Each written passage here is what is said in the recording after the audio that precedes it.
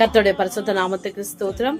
பரிந்து பேசும் ஜெபத்திலே இன்றைய ஜெப குறிப்பு, நீயோ கடன் கொடுப்பாய், கடன் வாங்காதிருப்பாய்.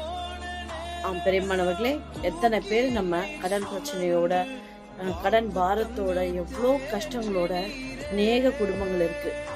எல்லா சந்தோஷமும் இருந்தாலும் அந்த கடன்ற ஒரு பிரச்சனையினால குடும்பம் முழுசுமே நிம்மதி இல்லாம, அதாவது எப்பவுமே அவங்க கவலையோடயே இருப்பாங்க. ஏன்னா அடுத்தடுத்து இந்த கமிட்மெண்ட்டை எப்படி சரி செய்ய போறோம், இதை எப்படி முடிக்க போறோம், இப்படி கேட்பாங்களே, வருவாங்களே, வீட்டுக்கு வந்து கடன் கொடுத்தவங்க கேட்பாங்களே, எப்படி அவங்க முகத்துல முழிக்கிறது, எல்லா காரியத்தை குறித்தும் அவங்க எப்பவுமே அவங்களோட மைண்டு பார்த்தீங்கன்னா இதை குறித்து தான் கவலைப்பட்டுட்டே இருக்கும்.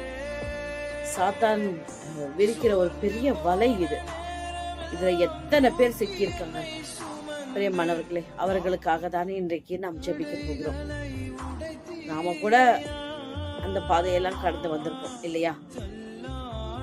இப்போ அந்த கஷ்டத்தோடு இருக்கிறவங்களுக்காக நம்ம ஜெபிக்கலாமா? ஆண்டவர் சொல்றாரு, அப்போஸ்தலர் 20:35, வாங்குகிறதை பார்க்கிறோம், கொடுக்கிறதே பாக்கியம் என்று சொல்லுகிறோம். ஆம் பிரியமானவர்களே,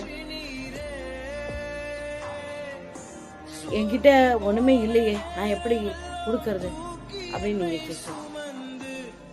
நம்ம கிட்ட எது இருக்கோ அதுல கொஞ்சம் நம்ம யாருக்காவது உதவி செஞ்சு